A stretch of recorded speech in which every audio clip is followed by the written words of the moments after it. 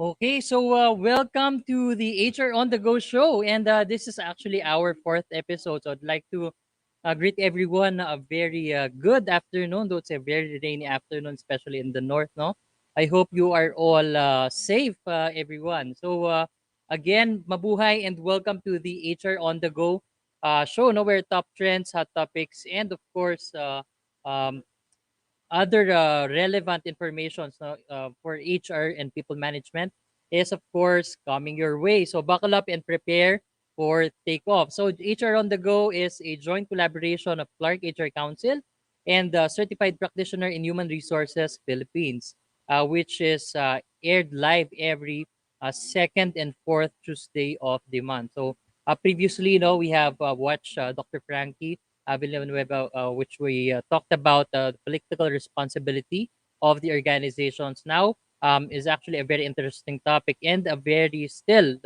relevant topic, especially to the organizations. Now that we are on the next phase of the post-pandemic changes. No? So previously, organizations have navigated through the uncertainty, identifying how to best design their organization, how to best strategize in terms of sustainability. Now, this time we will give you an understanding again, no, and a refresher as to how we can still best strategize. Now, we'll also be talking about later the myths about the organization design and a lot more, no, with our guest speaker for today, no. So this topic is actually a very crucial, no, especially for the organizations, no. Now, the economic disruption has actually created uh, by the COVID-19, no? And of course had a number of immediate organizational design implications, no, which caused, of course, by physical distancing becoming an important contingency. Now, according to the economic-based organization design theory, these changes are accompanied by changes in reward system toward more performance-based salaries, no, a greater reliance on output rather than input measures of efforts, and a higher degree of formalization as organizations now seek to maintain control under conditions of distance, virtual work, and reduce moral hazard issues associated with a higher level of informational asymmetry. Now, of course, using real life examples and insights from our experienced guest, no, Coach Dee Ancot, CPHR CLDP will help us provide practical guidance on how to best assess, diagnose, and create an effective organizational design. So, from this topic, now we'll be talking about the new styles, designs, and strategies which have emerged to help organization return and reimagine, of course, and to reinvent during the COVID-19 pandemic. So, if you are all excited to meet our guest speakers, so of course, no, please utilize our comment section. Um, Feel free to comment down below, no, for queries and of course, no, we will be happy to assist you, no, with your queries, no, and which will be answered by our guest speaker. So, of course, before we introduce our guest speaker for today, no, I would like to greet everyone dito sa ating comment section. Ayan. So, good afternoon, everybody. So we have Sir Mikel Balansag and Ayon.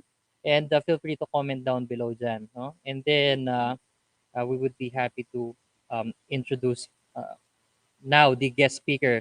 Okay, so wag na natin patagalin pa. No?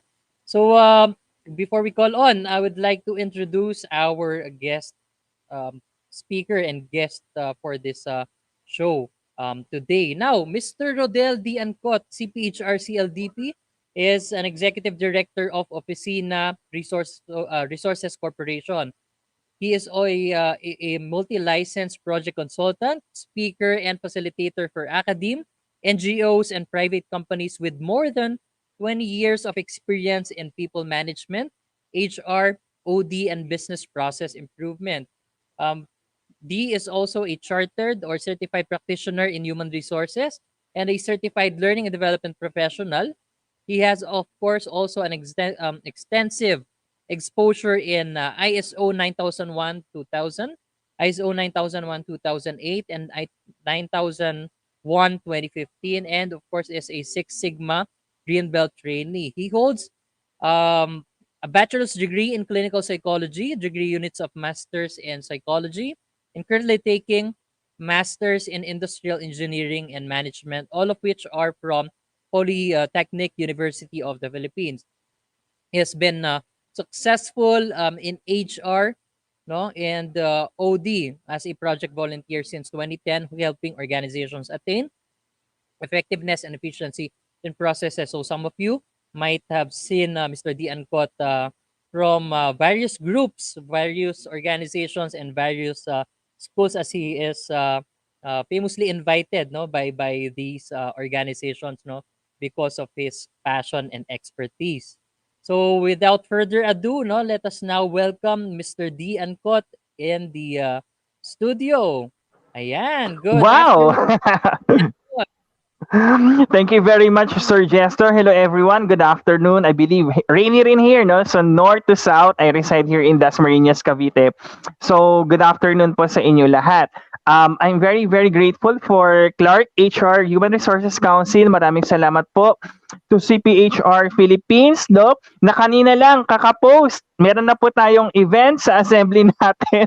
Ayan. Para yung mga classmates ko, batchmates ko who are taking the CPHR, just ko, 16 CPD po yan.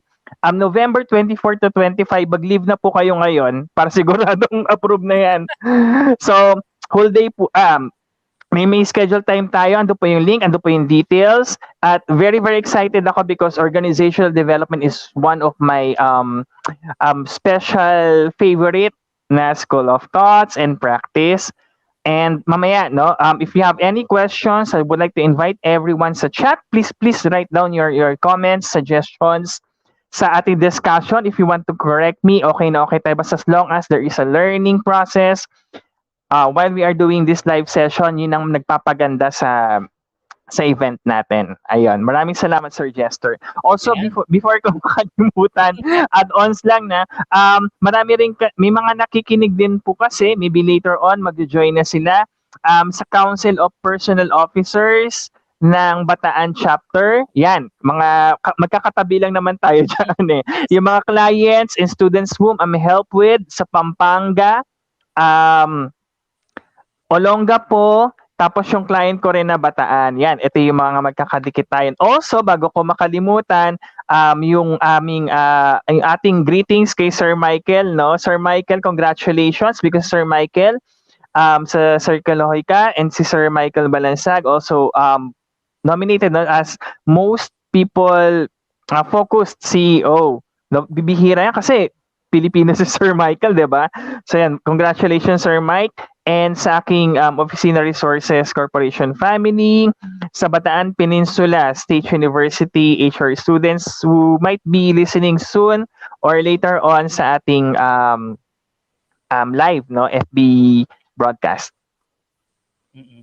Ayan. So thank you very much, no, especially dun sa ating plugging din, no. Thank you very much for helping us plug dun sa ating mga upcoming programs. Now, going back to the topic, especially in terms of the organizational design, no, there's a lot of issues, no, and impacts that happened, no, from the COVID-19 pandemic on firms, no, or on organizations, especially on the organizational design, no, and it has caused a lot of disruption um, dahil nga dito sa mga changes. So some changed their models, no, some even changed their strategy as to how they can best support, no, and still be sustainable, even for others na unfortunately had closed down because they weren't Yes. able to adapt, no, dito sa ating current pandemic situation. We are now going to our second year this December. Um, Actually, tama ba? Second year na. Yes, so December Yes. 2019 unang lumabas 'yan, no, sa Pilipinas, and then nag-lockdown tayo ng March 2020. So ayan, magsa-second year anniversary na, and hopefully, no, matapos na itong pandemic na ito, no. Now, before we proceed with the impact of the COVID-19 pandemic sa ating organizational design, no, there's a lot still up until now, some myths, no, about organization design, no, and what are those myths ba? And then Coach D will help us um, tune us, no, ano ba yung mga myths na to. Now, sabi nila ang organization design daw is always about organizational design, organizational chart. Organization design is always about um, doing the right way, no, or eto talagang model na to or strategy na to is the sole and best way for an organization, no, to be designed para sa lahat ng industries or lahat ng organization. Meron pang mga myths diyan na organization design will help, no, solve the problems internally, or organization design is an intermittent process, no. Is it really true ba, Coach Dee Ancot, na there's really one way lang or best way talaga to have an organization design which is suitable for every organization? Alam mo, Sir Jester, no, and to all of HR here, um, if you are your perspective and your experience is in HR and you go through sa OD career, ibang-iba when you take your masteral, no, biglang sasabog na lang yung perspective mo holistically when you understand what industrial engineering and management is all about. This really helped me sa job analysis. Mas na-enhance yung project consulting services ko when it comes to that. Kasi mas nakita ko on how these people should interact with one another. Ibang-iba eh. Kasi if you look at in HR perspective, going sinabi to ni William Rothel, one of my idol. I bought a lot of his expensive books na internationally. His overview of OD talks about a system-wide application of behavioral science. Again, behavioral science because nasa HR tayo. But once you go there, sa industrial engineering and management, you learned about CPOC. This is very, very important. Tatandaan nyo yan ha, yung CPOC. Supplier, input, process, output, customer. And whenever I have a productive work attitude program, productive leadership program with all my clients, palagi kong sinasabi yan. Kailangan makabisado ninyo ano ang SIPO. Again, supplier, input, process, output, customer. Tama si Suggester. Myth na when we talk about organizational design, na maling-mali yun. Na pag ang una pumapasok sa'yo, or chart, structure, hindi. No, when we talk about organizational design, it is the holistically no overview yung business process ng kumpanya. If you are listening right now and your company is an ISO certified company, that is the concept of the organization. Yun yung term namin sa mga ISO certified companies, no? So sa concept ng organization, however, if you are into ISO perspective, nawawala naman yung behavioral science knowledge ni William Rothwell. So you have to link everything. So para sa akin, when it comes to OD, it's all about the holistic perspective. Walang isolation. Kaya nga nag-post ako kanina sa FB, it's all about collaborative effort when we need to design. Tama again, yung isa sa myth na sinabi ni Sir Jester, eto lang bang solution sa organization design? Ang dami pong solution about it. However, organization design is the first step if you want to transform your organization. Ang problema nitong pandemic, no, ang daming uma-attend ng mga sustainability programs, nagpo-post ng mga certificates. Attend ako ng ISO sustainability programs. Bago pandemic, 2019, meron na kaming system. Ano nangyari? Na-sustain ba yung organization? No. They have closed. Why? Kasi wala silang competency flexibility matrix. Sorry for that. Competency flexibility matrix. No? So yung competency flexibility matrix will give you the exact technical know-how kapag may umalis na isa, nagsara, nailipat yung office, sino yung papalit. I have a lot of experiences during pandemic with my clients, no? Accounting. No, kailangan umuwi ng Batangas. Accounting 'yan ha, pero based in Makati. Pinauwi ng Batangas kasi nga magla-lockdown. no? Hindi makapunta yung accountant. Pero yung trabaho niya lang as accounting staff is to encode. Wala bang mag-encode sa taga Makati area na staff? Maraming Makati na staff sa client ko before. So hindi niyo ba naturuan 'yan? So we talk about a lot of these things in intervention, and when we talk about OD design, kasama po iyan. Ayan, Sir Jester. Ayan, no? So thank you for that. Now, some even interchange those two terms or even sometimes, no, sabi nila parehong-pareho or meron bang differences itong dalawang terms na to? Organizational development and organizational design. Now, can you help us understand or give us an overview regarding the differences between the two or the Okay, sure. similarities between the two? Oo. Um, sa layman term, for those, ako, I want to speak about, no, para doon sa mga gusto mag-OD din after HR. When you look at OD, kailangan mo talagang, when I learned from isa pa, pag-aralan ng project management. No? Sa OD, there are processes. No? May entering and contracting. Even if, meron kasing tinatawag na in-house internal audit, in-house audit practitioner, and then meron tayong mga consultants na yung mga external natin. Hinahire yan talaga internally, like sa isang semicon na pinasukan ko, maraming may mga staff na in-house OD, staff, tapos manager, para siyang project management. Again ha, tatandaan niyo palagi ito, holistic dapat tayo dito. Hindi tayo solo lang na HR and OD. Kasamahan natin yung mga engineering. Kaya ako nag-aral ng IE kasi medyo na ano sila no, na downgrade uh, for any manufacturing construction na napupuntahan ko, they a lot of people seem like they are less important, pero they are much more important, no? Meron tayong entering and contracting, meron tayong diagnosing and giving feedback, planning, implementing and change, evaluating and institutionalizing change. Sorry for my stuttering. But then, when it comes to OD design, it's a process for shaping way your organization, how the organization operates. So, magkaiba siya, no? So, parang intervention ni OD, yung organization design. Alam nyo, when it comes to OD, meron pa yung learning and development, another way of intervention. Meron pa tayong tinatawag na performance consulting or process consultation na hindi mo kailangan mag-training, punta ka lang doon sa isang area. No, I have a lot of stories about it when I took my certification course sa Binil. Maraming mga interventions na pwede mag-undergo under OD. So organization design will really help you when it comes to mapping out the process. And that's the reason why nagbago ako ng change ng back view sa aking bahay, because this is part of a process na organization design. Tinatawag yan ng brown paper thinking. Na usually, pinapakita yan sa organization, ito yung current, ano yung as is, ano yung should be before, saan tayo nagka-problema. So lahat ng tao are involved when it comes to OD, hindi lang yung consultant. Hindi lang yung design. Kasi the design of before could be possibly wrong. No? So when we talk about organization development, organization design, it is totally different.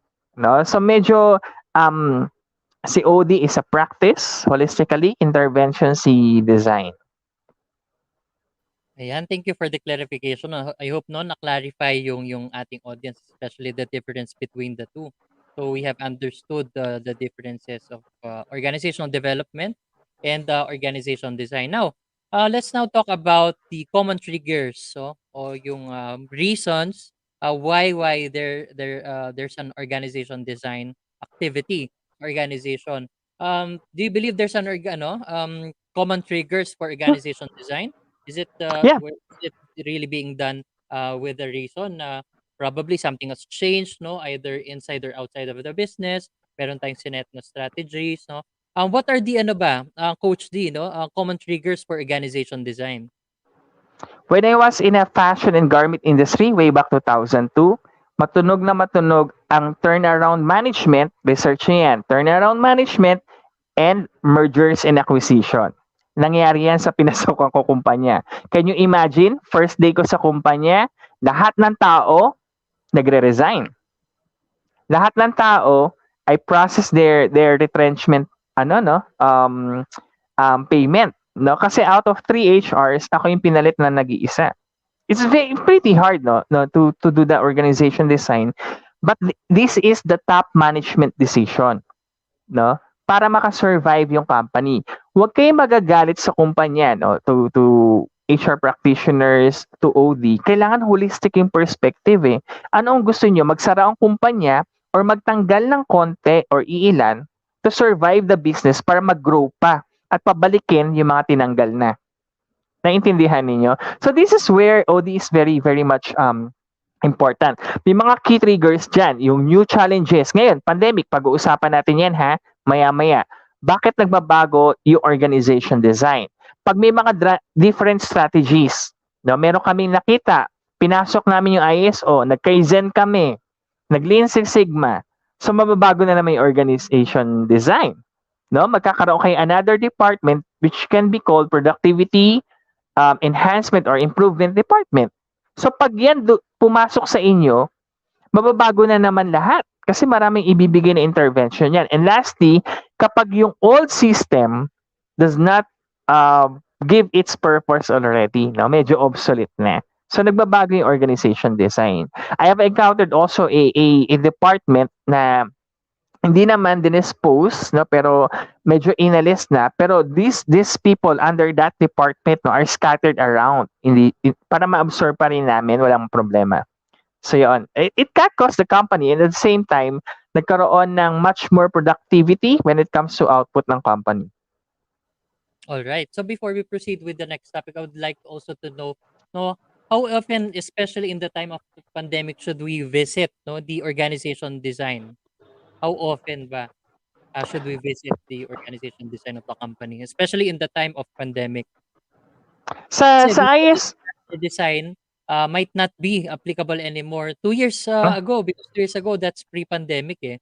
But now the pandemic has caused a lot of disruption.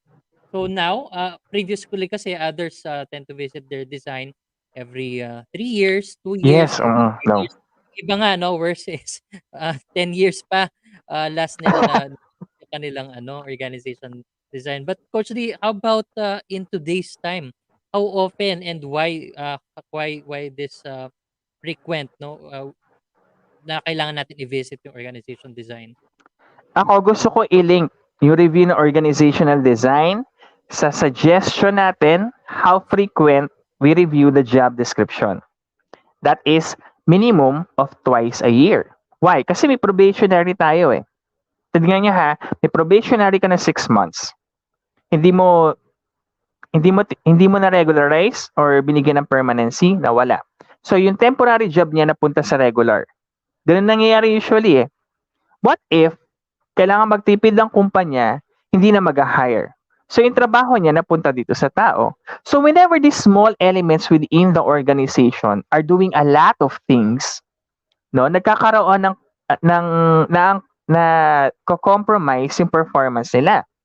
Remember ha, sa organization, mali ng isa, mali ng lahat. At magkalaban palagi ang quantity and quality. No?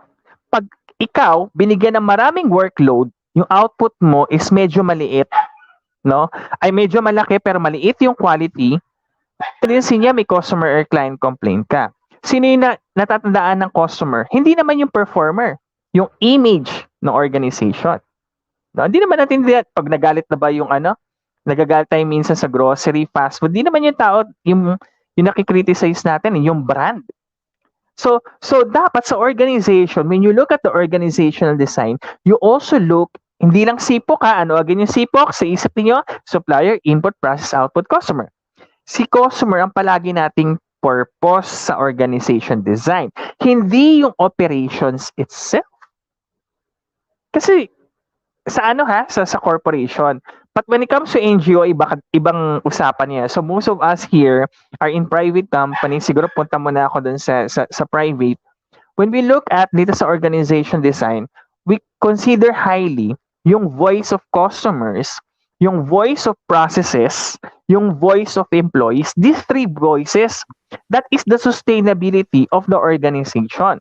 Ang problem is, I have a lot of experience kapag sa seminars, you ask the owner, ano yung mission and vision, hindi niya ma-cite. Kasi ang haba, 'di ba? So when you try to draft your mission and vision, that is also part of organization design. Gaano mo i-relay or i-communicate yung papupuntahan ng kumpanya. Kasi Mhm. hindi lang yan chart, no? There's a lot of things going on when it comes to organization design. Right, ayun. So what Coach D is telling us about is translating the VOC or the voice of the customer to the CCRs or critical to customer requirements, no? So True. as we understand the differences between organizational development and design, again the organizational development is more about sustaining the performance, but yung organization design naman it's more about the business purpose, no, and its context in which it exists, no.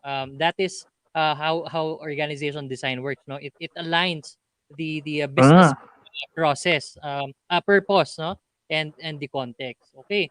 So a while ago, no, we have learned about the triggers, no, of organization design in terms of new strategies, new goals.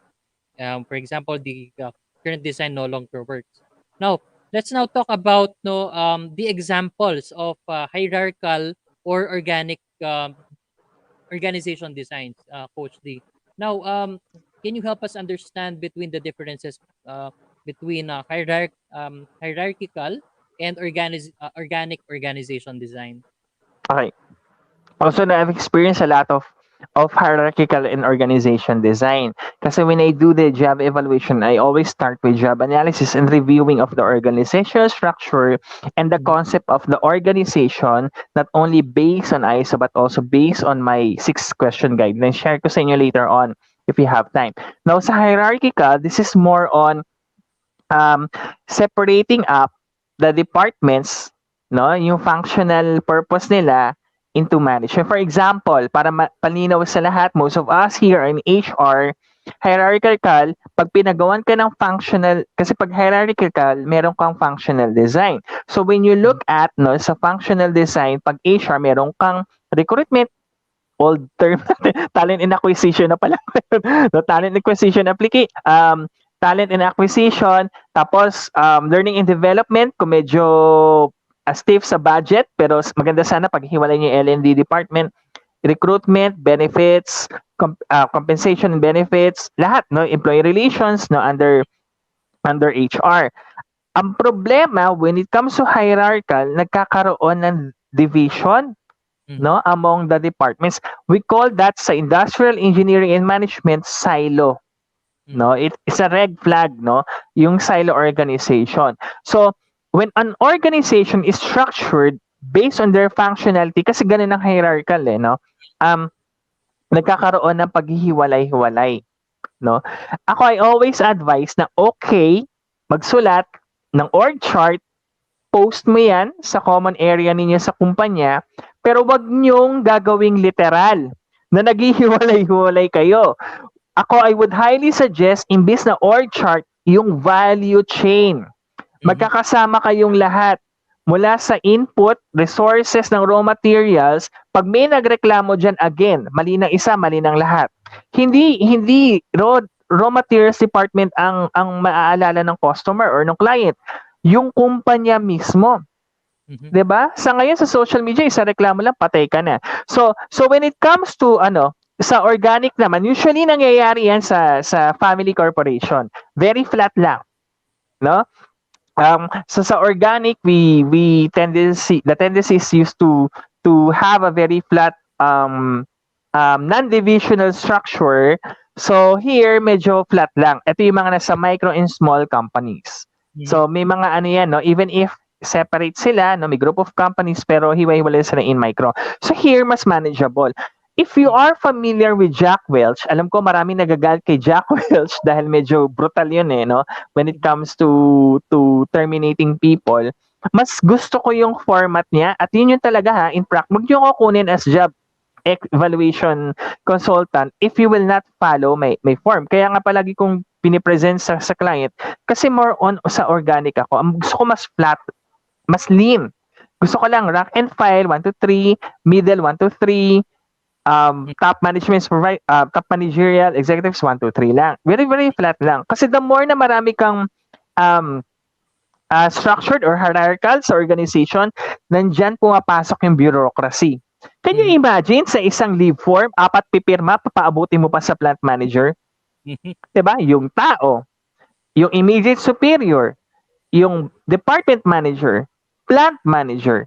Ganyan sa hierarchical. No, Mhm. lahat gusto hindi siya mina-micromanage ng taas. So we have to avoid that. No, dalawa lang dapat. So, as much as possible, even if malaki yung organization natin, try natin maging flat. However, may problema dyan kapag medyo malaki talaga yung kumpanya. So, hindi siya applicable sa lahat. No, Mhm. for large companies, hindi. There are some medium companies na hindi applicable yung organic na pina-process ko when it comes to projects. Ayun, no? So, of course, it's worth emphasizing that one isn't talaga ano tawag dito, intrinsically tawag dito better than the other, no? So talagang there are times that an organization need to choose a design that matches, of course, Mm. the strategies and goals of the organizations, no? A while ago, Coach, they have mentioned some examples of organization design. So can you tell us more about no yung sa simple flat structure and functional structure? Let's go Sige. first with the simple and flat structure. Okay, sa simple flat structure, usually what happens is ranks, Mm-hmm. middle, management, supervisory officers, then top management. That is organic. Now, when it comes to hierarchical, pwedeng mangyari no, sa sobrang laki ng organization, may different brand yung Mm-hmm. kumpanya. May brand ng toothpaste, may brand ng hotdog, ayaw magsabi ng brand, may brand na sabihin na lang natin soft drinks. Now, for each of these brands, usually depende yan on how the top management play or the CEO play the organization design. Pwede niyang gawin different companies. So different companies have different HR departments. Pag nangyari yan, okay lang naman. No? Iba-ibang silang institution department. Ang naging problema sa hierarchical, duplication of work. Kunwari, SSS. Mm-hmm. Iba-iba nag-aayos niyan. Tatandaan nyo ha, kung iba-iba nag-aayos yan na tao, may nag-resign, another turo na naman. Learning curve, bababa. Productivity, bababa. Magkamali yan, yari na agad yan. Kasi meron tayong back job, reklamo ng tao, reklamo sa SSS. Mm-hmm. Can you imagine? Pero kung may isang expert department, alam na alam nilang lahat. It's a department ha, for a Mm-hmm. specific purpose. Alam na alam lahat ng department na yan. Maalis yung isa, may papalit. Andun eh. Current incumbent siya eh. Alam ng lahat yung proseso. So yung tinatawag natin minsan na shared services na para makatipid yung kumpanya.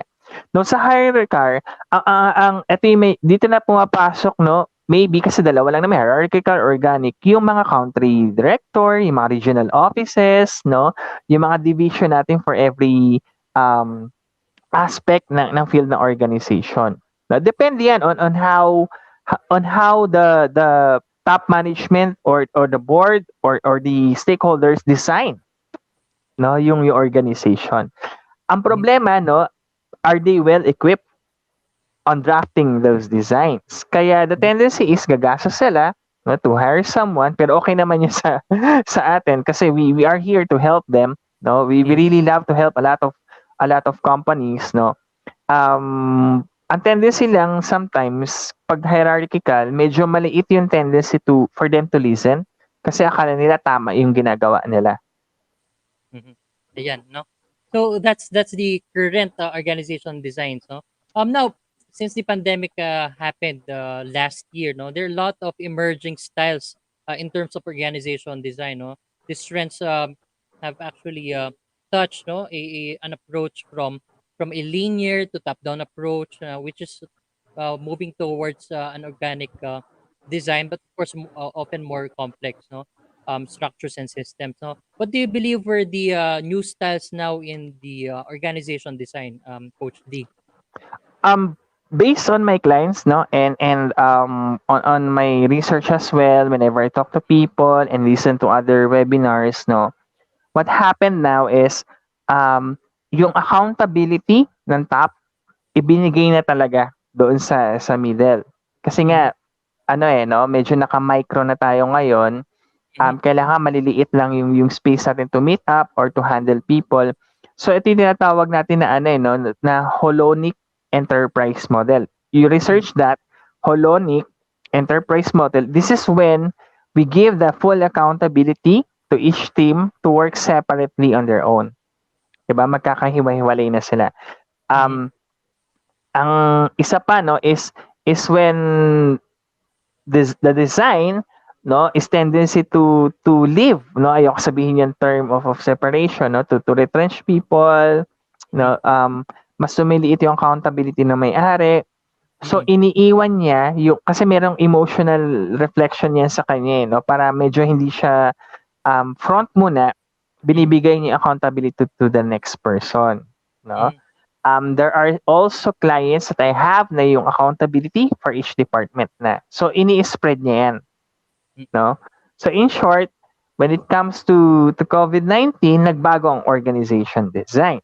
Yung Mhm. accountability, hindi na kay top management. Sa Mhm. iyo na, sa next level. Much Mhm. higher na yung accountability mo. Mhm. Ayun 'no, the reason why 'no, yung approach na talaga is linear paminsan top-down approach Uh-uh. 'no. So, some designs now is a very flexible approach in terms of allowing the department or teams to work separately or in collaboration as required. Now, of course, there are a lot of pros and cons in determining which organization design is still the best no in terms of the industry they're working with no. So with that pros and cons to all of these designs no, of course we need to adapt to both the difficulties and advantages. So, Coach Lee, how do we work ba with different organizational design? Do we really need to stick with one org design, or from time to time nagpapalit-palit ba? So, how do we best work with different organizational design? When we work with different organization design, as I have said, since holistic COD, dapat Mm-hmm. flexible tayo. Tingnan mo yung Mm-hmm. nangyari ngayon sa pandemic. No? Akala natin okay tayo, we attend a lot of seminars, hindi pala. No? So we have to review as often as possible, minimum of 2 reviews every 6 months, no? Every 6 months, in order for us to re-strategize yung performance ng past 6 months. So involved dito yung performance evaluation process. Yung size ng organization, yung environment kasi iba-iba talaga tayo sa LGU, trust me. Mm-hmm. So, gusto kong bumisita sa Bataan, grabe yung higpit sa Bataan, grabe naman yung luwag namin here sa Cavite. Mm-hmm. Minsan mabaluwag sa Laguna, iba-iba no? So we have to align that. Again, no, I remember the word alignment sa kay Sir Jester because that is the main objective and goal of OD, to realign one another, ha? Hindi sa people, sa process, and then organization. And also when it comes to design practice, no, we have to consider no a lot of these things, no, yung environment natin and yung capability ng tao. So dito again, ha, titignan nyo, pumapasok si William Rothwell sa science ng behavioral knowledge kasi dati, 'di ba, prior pandemic, usap-usapan 'yan. Industry 4.0. What is in the Industry 4.0? New era, the fourth era of industry natin, manufacturing lalo yan, in construction, artificial intelligence. 'Di ba? Kaya nagtataka ako no? Ang dami nahirapan sa educational sector to adapt no yung mga technology natin. Tayo, ako rin mismo first time ko mag-Zoom Pero alam nyo ba na napakahirap pag-aralan ng cellphone kaysa sa laptop? Kasi ang daming complicated. Bakit tayo, bigyan ka lang ng cellphone, within how many hours lang alam mo na agad? Bakit? Mm-hmm. Kasi gusto natin. And purposeful. No, medyo tayo lang, no, when it comes to organizational design, you have to ask those elements within the organization on how fast can they adapt Mm-hmm. no, sa technology. Kasi part yan no? No, pag pinag-uusapan natin on how we should realign ourselves. Mhm. Ayun 'no. So yung strategy, size, environment, and Mm, for example, controls and incentives 'no, are the factors that we need to consider. Now, before we close 'no the mm. talk today 'no, so we can help everyone 'no. Can we now help the viewers 'no define the steps in terms of organization design, since we have considered all the factors, no relevant factors involved in terms of organization design creation, which will help us have a suitable structure in mind now. What are the steps needed, no, to put this design in place, Coach D? Um, if you are an ISO certified company, wala nang problema. Kasi Mm, pinag-aaralan ng external and internal, yung SWOT analysis, strengths, weaknesses, and opportunities and threats, yung PESTEL analysis, political, environmental, social, technological, economical, and legislative. No? Yung mm, mga requirements natin, statutory and regulatory, pag-aaralan nyo po yung PESTEL analysis. But for me, as I always introduce, no, yung context ng organization based on my experience, palaging standard yan. But kahit customer service, personality development, I always inform everyone within the organization to understand these 6 questions. Number 1, business industry share. Saan kayo nabibilang? Dalawa lang yan, follower or leader. Kung follower ka, maging leader ka. Pag leader ka, sustain mo.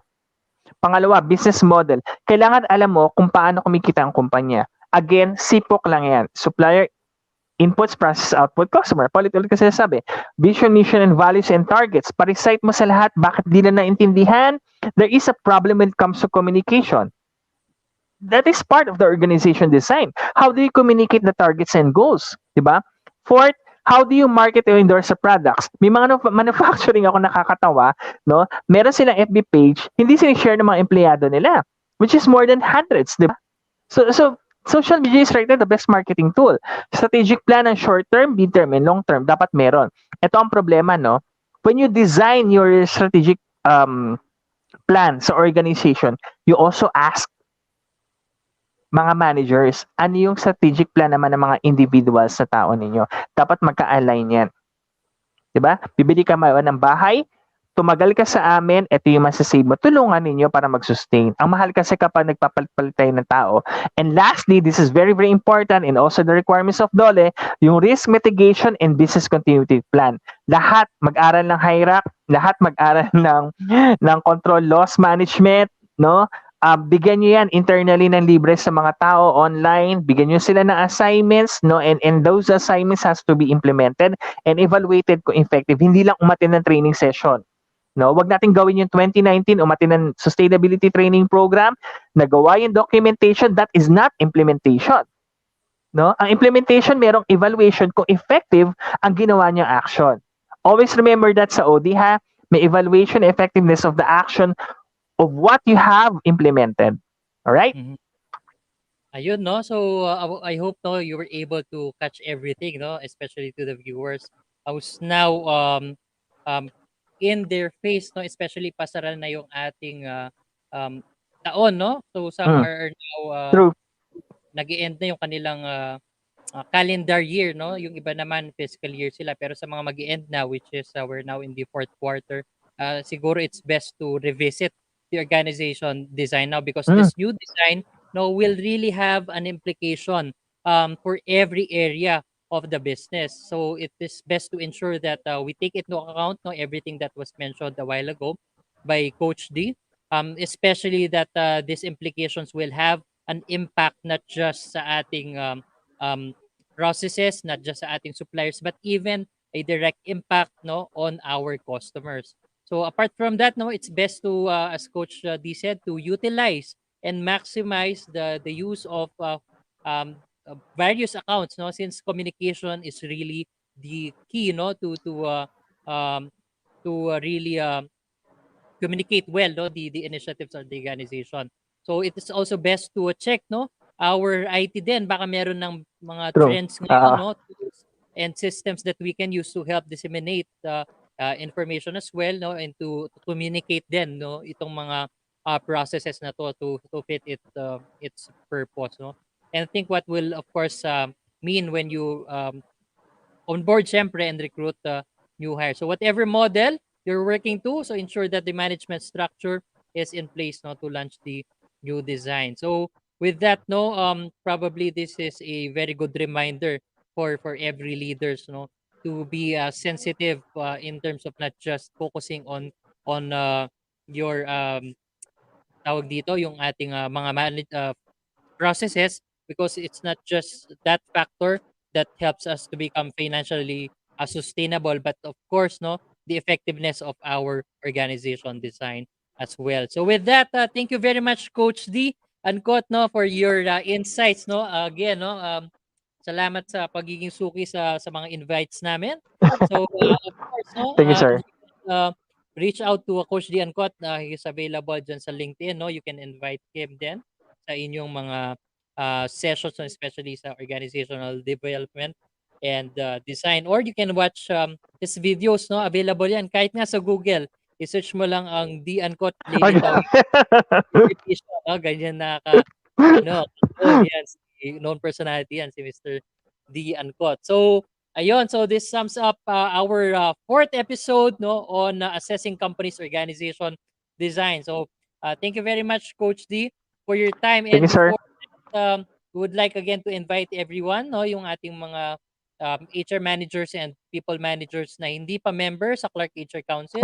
So if you're residing dito sa Pampanga, no, you may visit our website, no, at clarkhrcouncil.org, no, for more information about the Clark HR Council. Again, clarkhrcouncil.org. Now, of course, ano ba yung member benefits, no, ng pagiging member sa Clark HR Council? Of course, you're going to receive a continuous HR and labor updates and access to the Ask HR. No, this is an HR forum serving as collaboration and networking platform for HR professionals.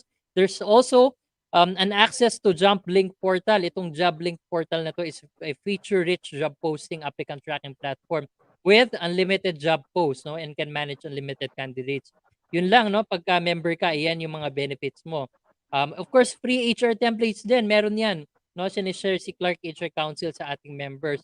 HR library, job fairs, weekly learning sessions, no, such as this one, and a lot more. So become a council member now. Now to become a member, just visit clarkhrcouncil.org/join. So with that, Coach Lian Kot and our viewers, thank you very much for tuning in to our fourth episode. And of course, ingat sila.